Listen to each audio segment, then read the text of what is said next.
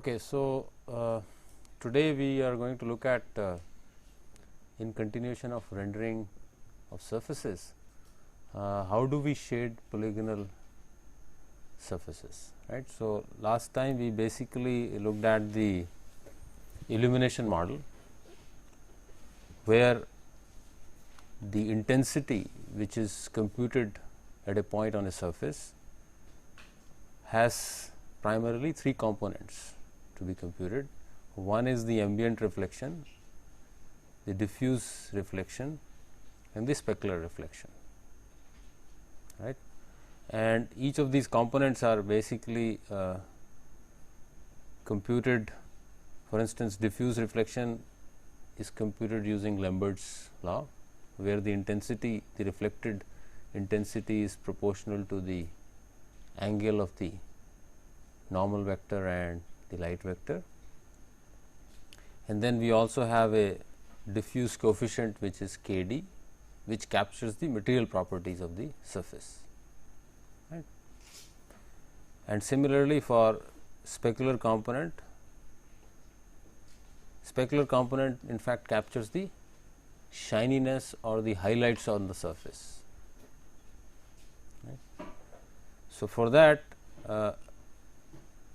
as opposed to Lambert's surface or surface which obeys Lambert's law, where the intensity is only proportional to the angle between the light vector and normal vector, therefore, it is independent of the viewing direction. The specular component is actually dependent on the viewing direction.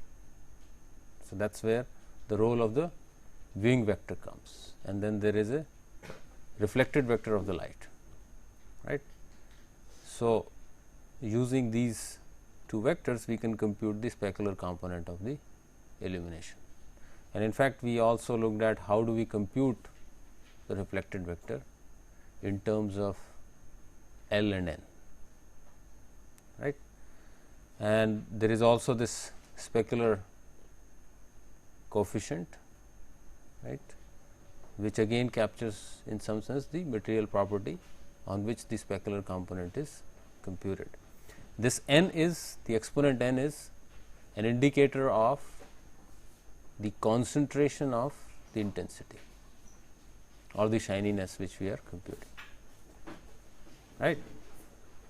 And the ambient illumination may have an intensity, the incident intensity I A, which could be taken as different from the light source which have been included for the illumination, right. And this says that we can handle multiple light sources, just a matter of considering each light source and computing the component for diffuse and specular, right. So, this basically tells you how do we compute the illumination at a point, right.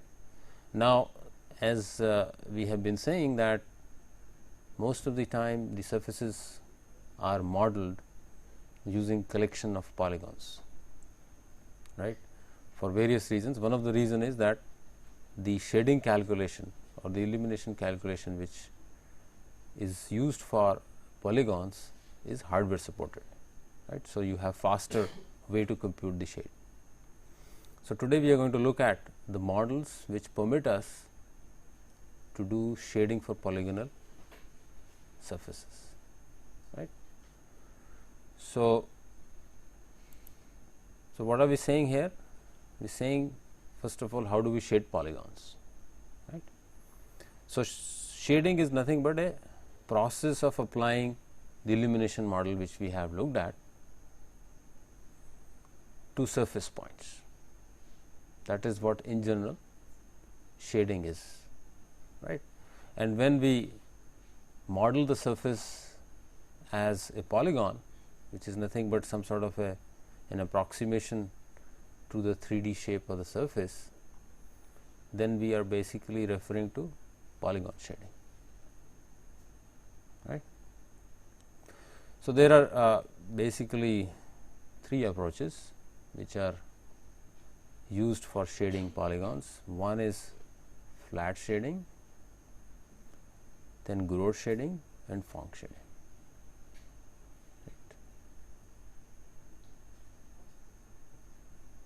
So, we are going to look at each one of them. How do we do flat shading, gross shading and Phong shading. Okay. So, for flat shading, what do we have? We have actually one illumination or intensity computation for the entire polygon, right. So, the polygon is assigned one intensity,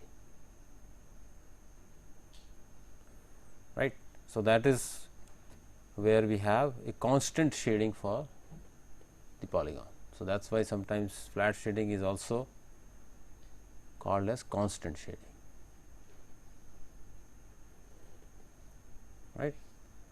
So, what is involved in this constant shading or flat shading? For each face or polygon, we select a point P on the polygon or on the face, right. Let us say point P.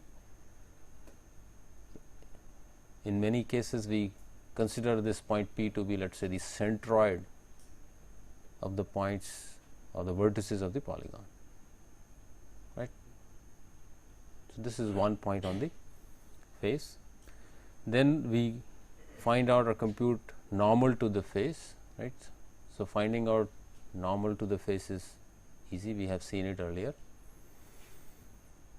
And then given the normal now, we can do computation of the illumination or the intensity at that point P, right. And then we use that intensity for filling the entire polygon. Okay. So, typically if you have an object of this kind, so this whole face will have one intensity, this whole face will have one intensity and this face will have one intensity, right. So, if we look at computationally, it is quite simple, right, not much is involved, but we observe that the surface which gets rendered is not smooth, right. We see the discontinuity in intensity when we go from one face to another face, right, which may be desirable feature in certain objects, right. So, for instance, particularly when we are looking at an object of the kind cube, right, then having an intensity for each face is something what we want to see. But there are objects which are more like an approximation of the continuous surface, which is decomposed into collection of polygons or triangles. There we would like a smooth change of intensity, right. Well, one variation of this flat shading is that instead of considering this point P, any point P on the face, which I said could possibly be the centroid of the face, right, one could consider every point on the face, right. So, there we are trying to account for the variation in the distance which we are going to compute for the light vector or the light vector itself, right, because that is the vector from the point on the surface to the light source, right. So, that variation is possible. So, that is sometimes also called as facet shading,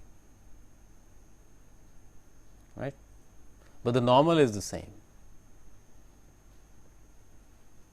Normal is the same. Okay.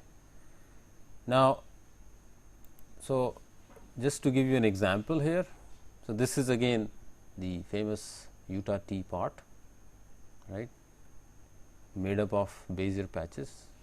We have seen the example earlier. So, here that surface, the teapot surface is basically broken down into several polygons, right. And so, you see this is a polygon, this is a polygon, this is a polygon, right. So, the polygonal structure is visible, and for each of the polygons we employ flat shading, So, that is where we see that these edges are quite sharp, right. So, as a rendering, or let us say the display of the object in terms of its realism is not as realistic as we would like to have it, particularly when we know that this was derived from a continuous surface representation, parametric representation, right. What decides the size of these polygons? That could be user defined. That is the resolution which you want to define as a user. You could have them very small and have Right. So, the one option could be to have very small polygons and then try to use flat shading for each of those small polygons, right. Clearly, there is an overhead, right, because then you have to treat so many polygons, right. So, we will see other techniques which would, even using this definition of resolution, can give you a better result. So, that you do not have to have so many polygons, right. Okay, so, just to look at some of the features of this. So, computationally it is very simple, therefore, it is fast, right. It is a single calculation with respect to the normal we have for the face, and we also observe that it is not smooth, right. There is something called Mach band effect. So, what is it? It is actually pertaining to the perceived intensity by our visual system, particularly refers to where we have discontinuity at the boundaries. Okay. So, what we are saying is that let us say if I have this band of intensities, right. So, it is a lighter to darker side. So, when you look at the boundaries here, you have the perception that there is a much brighter on this side and there is a darker on the other side, right. So, we perceive slightly differently what happens at this boundary. Okay. Let me try to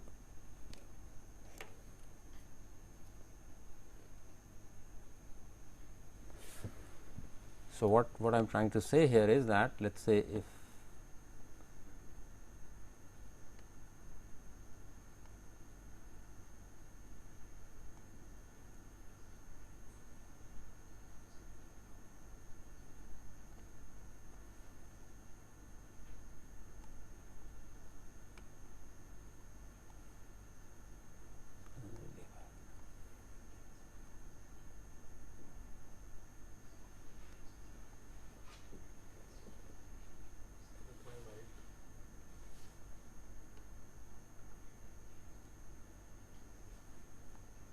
okay.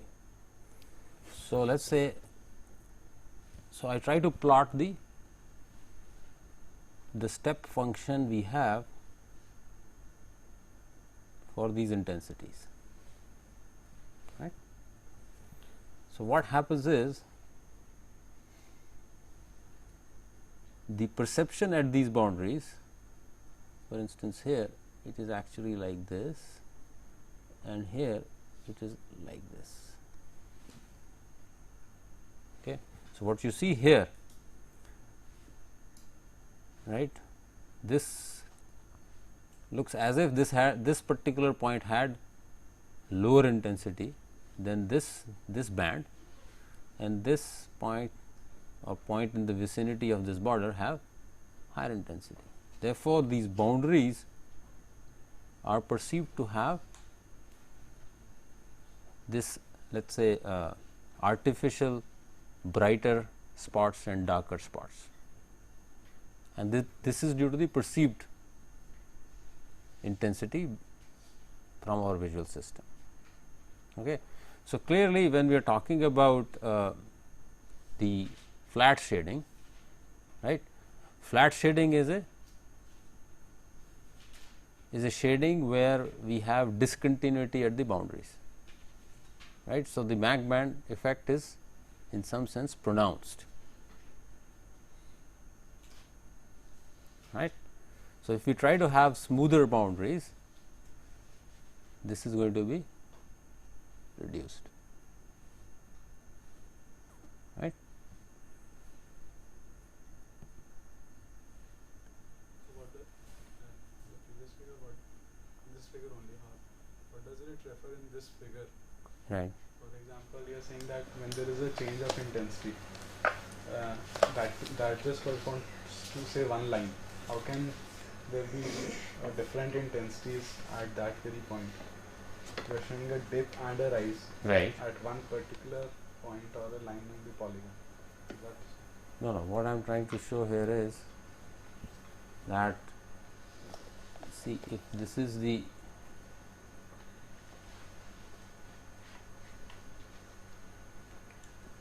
right, this is the change we have, Yeah. right.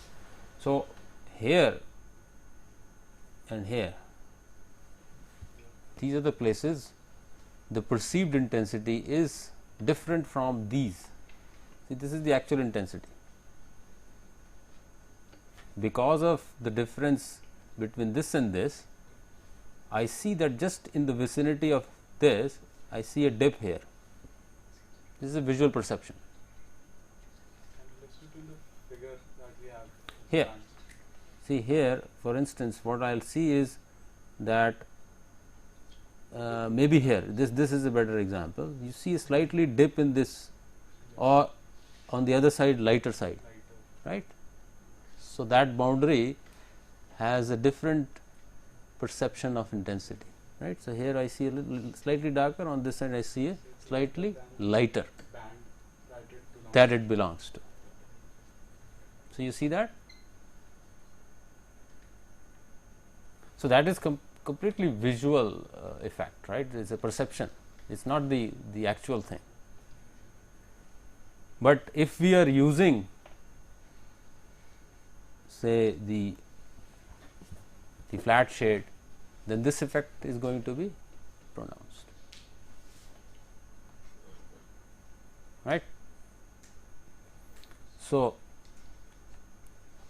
now we come to shading methods which are in some sense smooth and would take away this problem, right. So, here what do? We compute intensity at vertices of polygon, right. So, for flat shading, what did we do? We computed intensity for the polygon as a face, right. Here what we do? We compute intensity at the vertices of a polygon, right. So, that requires computation of vertex normal. Instead of have a face normal, I need now vertex normal, because I am going to compute the intensity at the vertices of the polygon. And once I have done this, that means I have computed the intensity at the vertices of the polygon, I can then fill the interior with the shade or the intensity using some interpolation.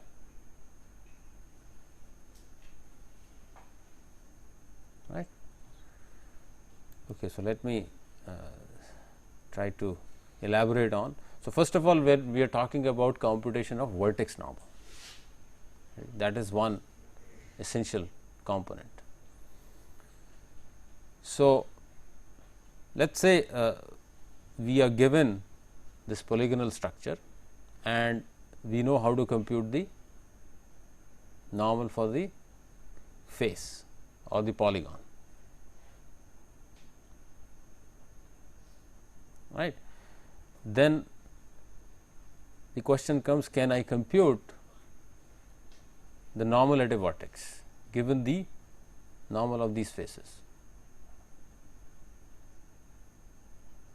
right. So, it is a very simple method. What you can do is you can compute normal at the vertex just as average of normal of the faces incident at the vertex, right. So, NB for instance is nothing but just an average of the normals for the faces which are incident at this vertex, right.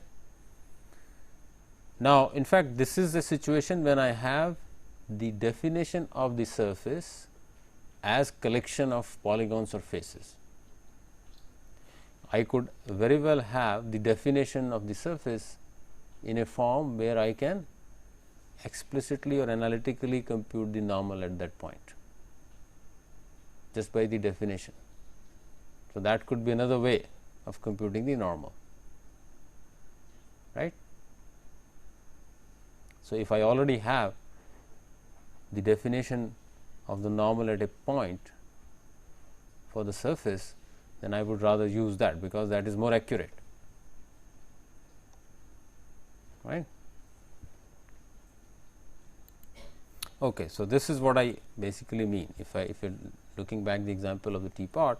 So, these are the normals which we are referring to as normals at these vertices.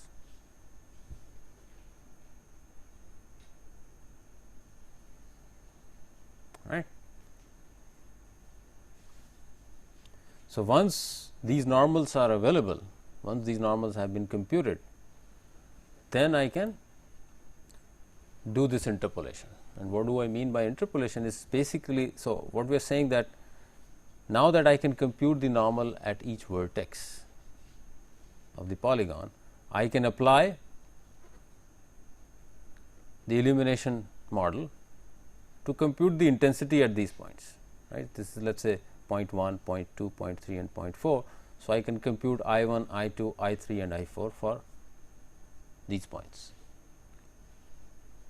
right. Now, it becomes a matter of filling this polygon using an interpolation through the intensity which have been computed at the vertices, right. And that is something we have looked at in a very similar way, the scan conversion, right, where we wanted to fill the polygon, right, using the scan line conversion. So, one can in fact employ a similar approach here. So, what is that approach? Let us say if this point is located at x 1 y 1, this at x 2 y 2, x 3 y 3 and x 4 y 4, and this is the current scan line, right. So, all I need to have the information as this intensity, right, and then I can perform a linear interpolation to get intensity at this point, which is I s, right. So, this intensity could be computed from linear interpolation from here and here, I 1 and I 2.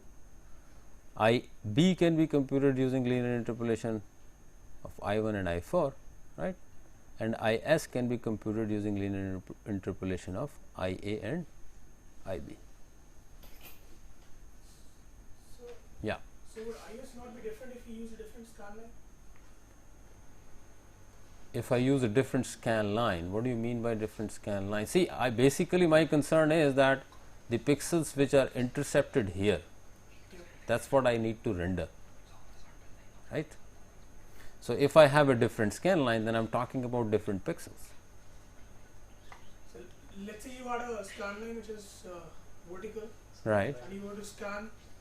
So, I see IS would be something like right, I1 right, I3 right. now, and so That is right. So, we will come to that. We will come to that. Okay. So, let us see a little more in details. So, here if you have definition of this point given as x a y s, this point as x b y s and this point as x s y s, then you can compute the intensities I a, I b and I s, right, just using linear interpolation,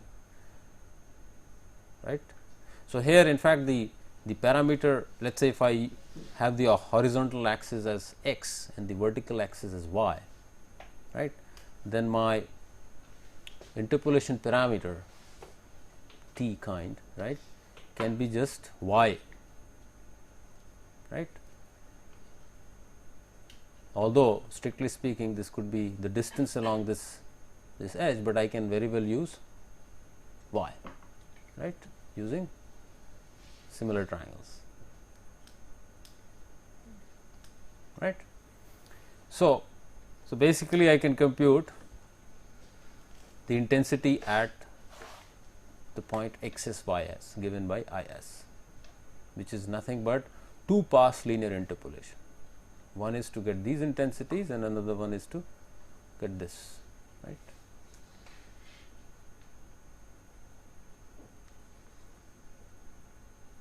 Okay. So, this is sort of an example you would get for the same t part for the same number of polygons. Okay. So, clearly when we see here the shade of the object, it is smooth, right.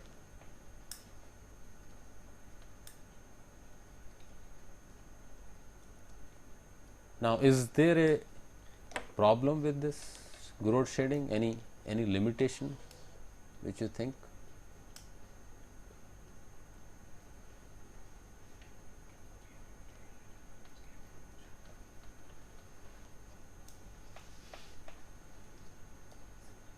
Computation we have to do for every point.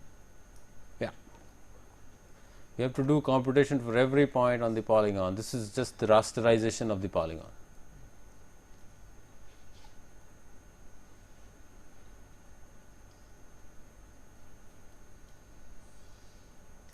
I am asking more in terms of the features which it can or cannot capture properly. What happens to specular reflection? How would it handle it?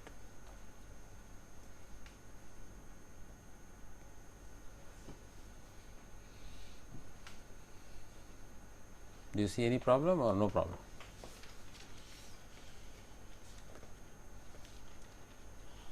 Sir, if it is something I don't know, if there is shininess at the center of a polygon and the endpoints aren't, That is right. So, one of the problem would be that if I have let me show you here, I have it here. So let us say I have a triangle, right, and what I observe is a specularity which would occur in the center of the polygon, right. The computation at each of the vertices of the intensity would not capture this,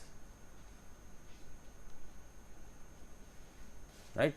So, I am going to miss this out.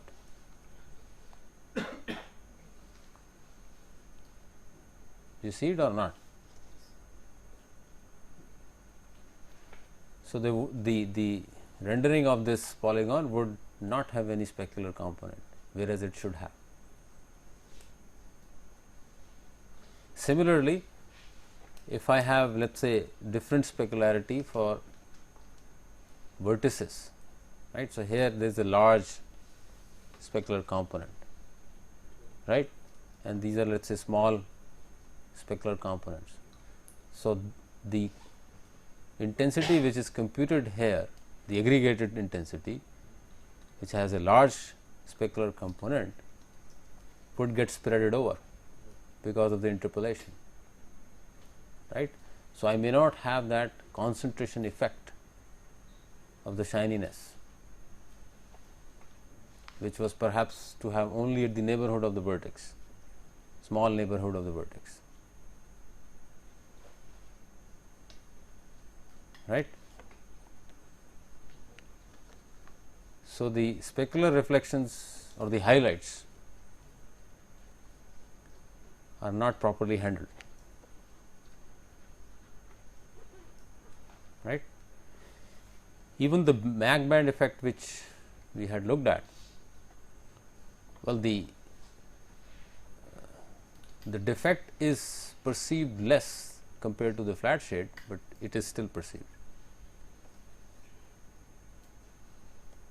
It does not get eliminated.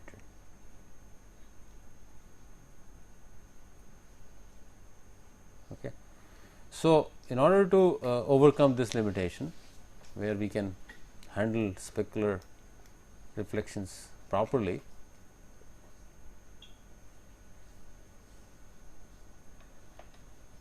what is done is that instead of interpolating the intensities which get computed at the vertices, what one can do is you interpolate normals. Therefore, in some sense you compute normals at each point, right, and then compute intensity at that point.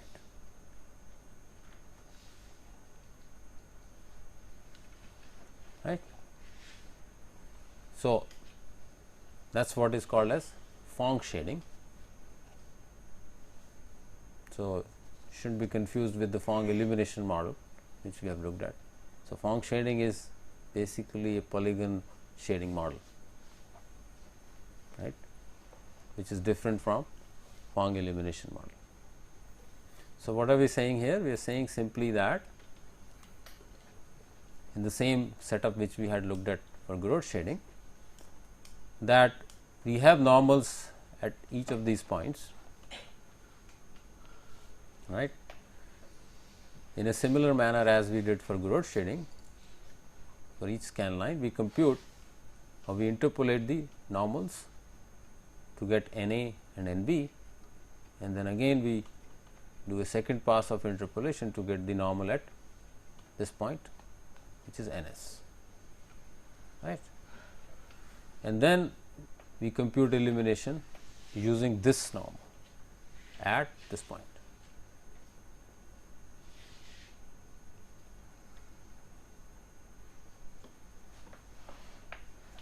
Right. So, since we are going to conduct the computation of the illumination at each point with the normal computed in this manner, we will not have the problem of specular reflections.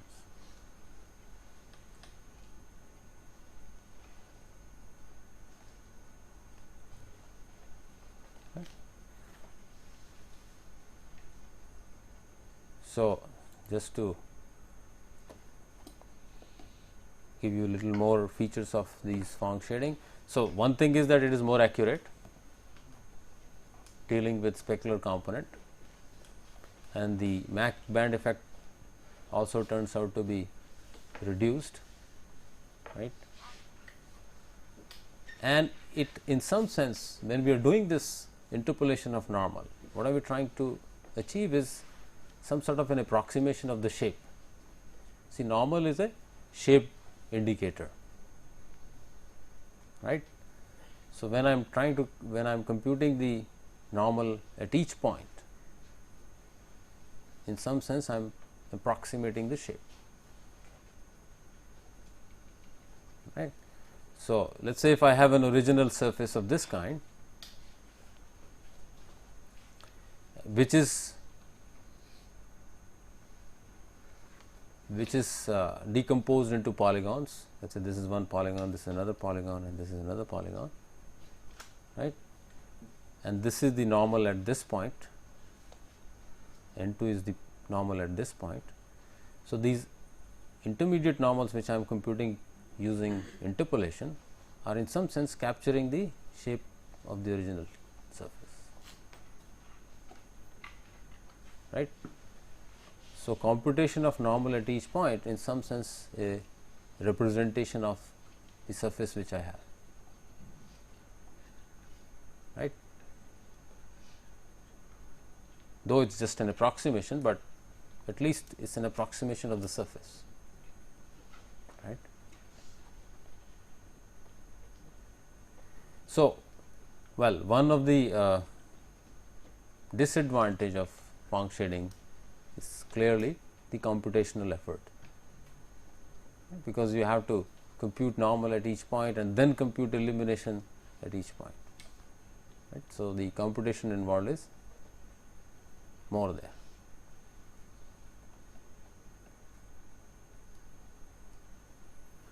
Okay, so this is the example for the same object where you see the specularity in a different way, right. So, you see some concentration of shininess.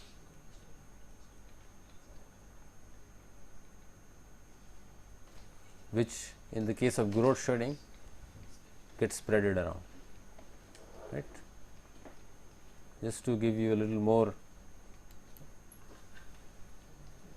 insight to the comparison. So, this is the flat shade we had, this is the growth shade we had, and this is the form shade.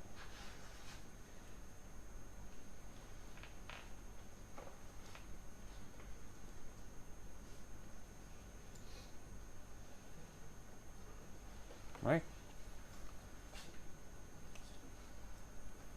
So, now let us try to see the problems. There are still problems, as one was indicated that depending on how you scan, things may change, right. So, are there two sources of illumination?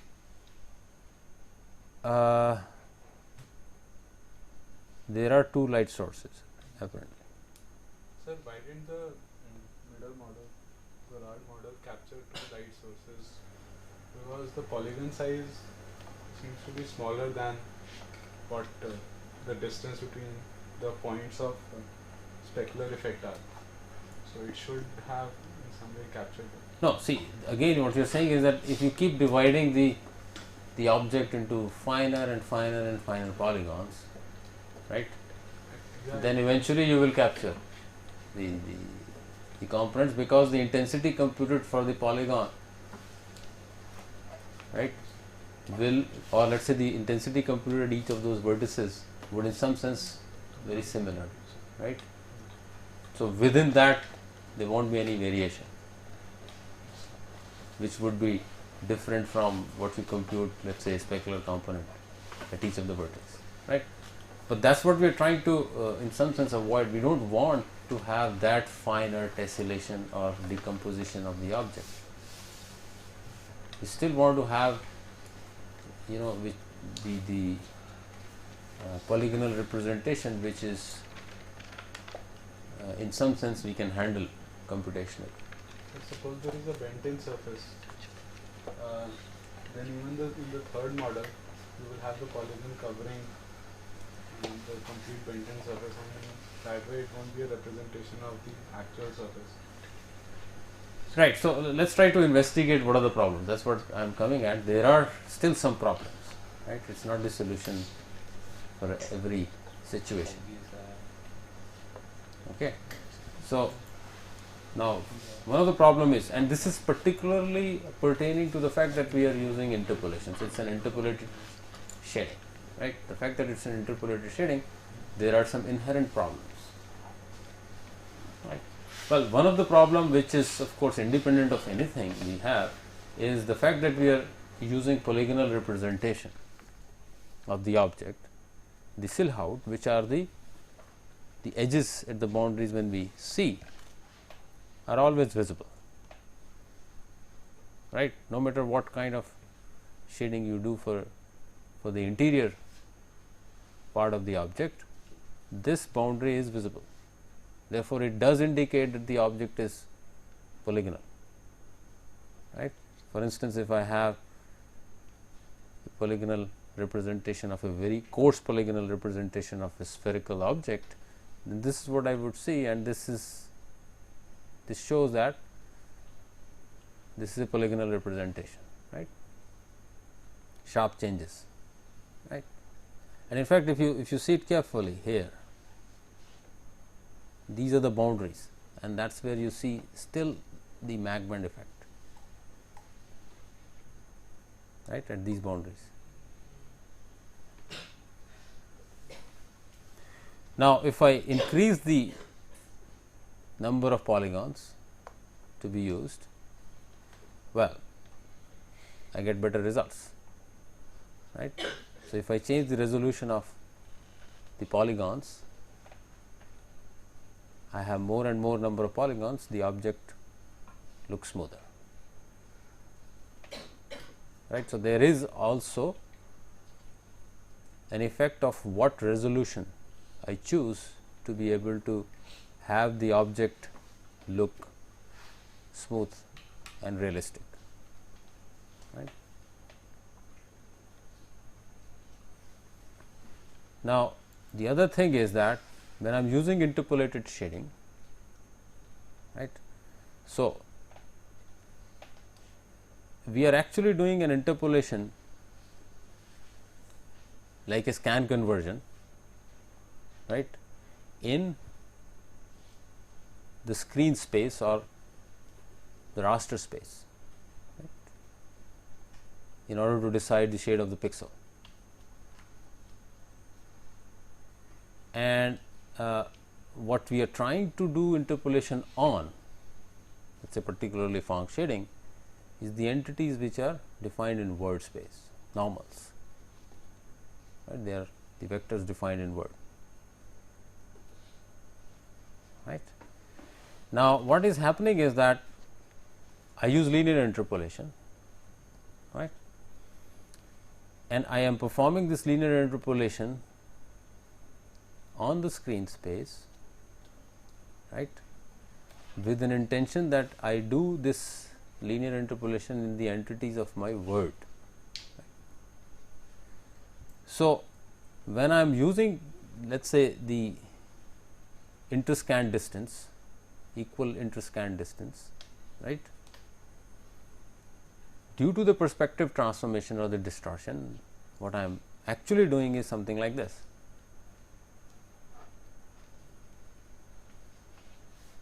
Right. So, if I want to achieve a linear interpolation in the true sense, I need to do something like this, right, accounting for the perspective distortion or the foreshortening.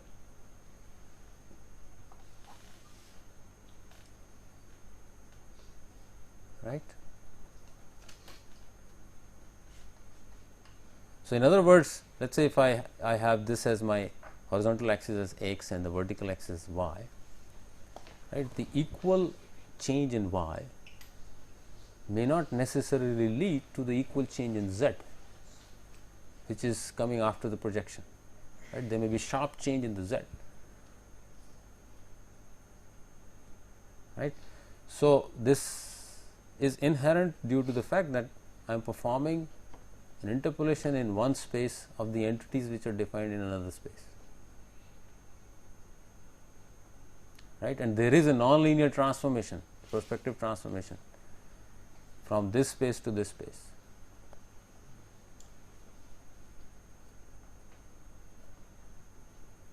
Right. Okay. So, this is another kind of a problem. Now, the other problem is something which relates to what was mentioned there, is the fact that let us say I am trying to compute intensity at a particular point. So, what happens when I move that object or do an animation, right, and let us say we take a particular example of rotation. So, I have the polygon defined as V1, V2, V3 and V4. This is the point I consider for defining the or computing the intensity P. Right. Now, I rotate this. Right. So, this V1 comes here. So, this is the V1, V4, V3, V2. I rotate this. Right. What happens? This point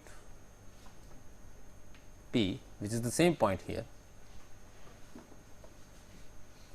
would be computed through scan line, which is this, which is between the edges V1, V4 and V3, V4 instead of V1, V4 and V1, V2.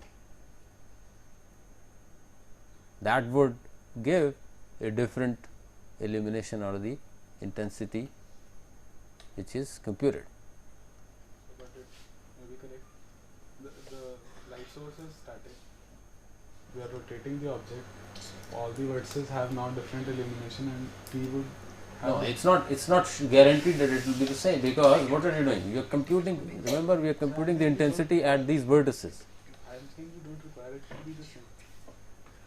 It depends. See, what are we saying? We are saying that this computed intensity, right? If I am not changing anything for the light source, right? We are rotating the object. Yeah, so you are rotating the object. So it depends. Let's see, if I am just rotating the object orthogonal to the light source, why would there be a change?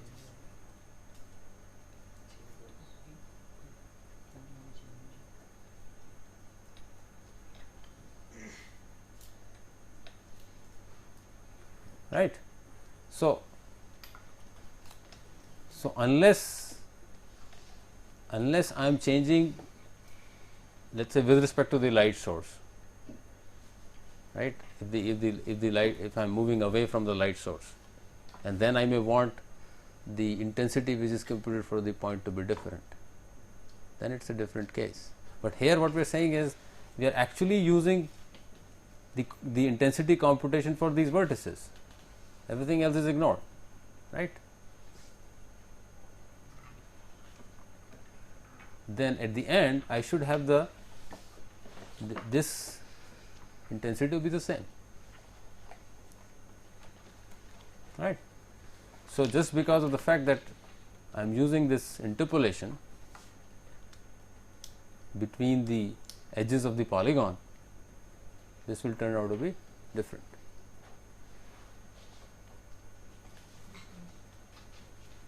Right, and this is similar to if I scan horizontally or vertically, it's the same argument, right? If I do a scan like this, then I am talking about computing the intensity from different edges of the polygon,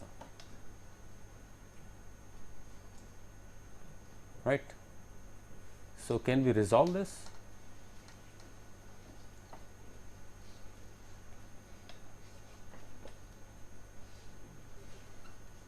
Think about it.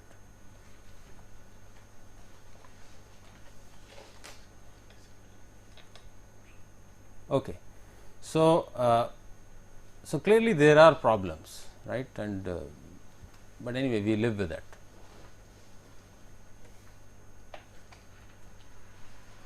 Okay.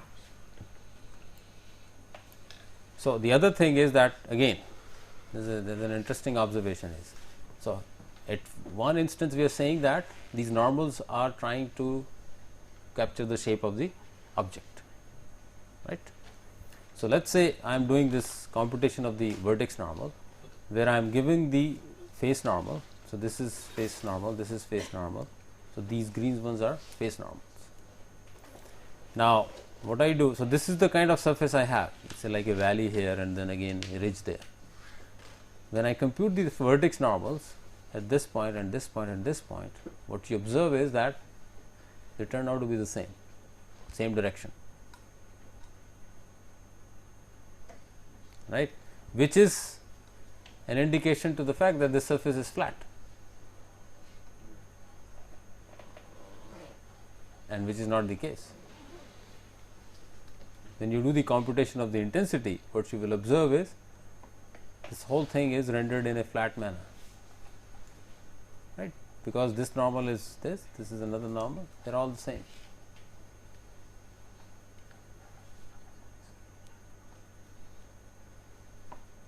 Right? So there is a problem there too.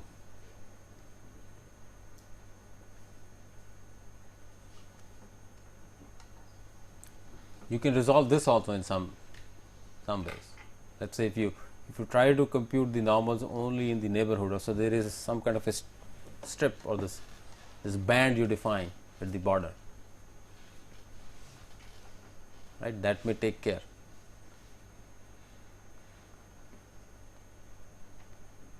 Fine. Okay, so now this we have actually already looked at.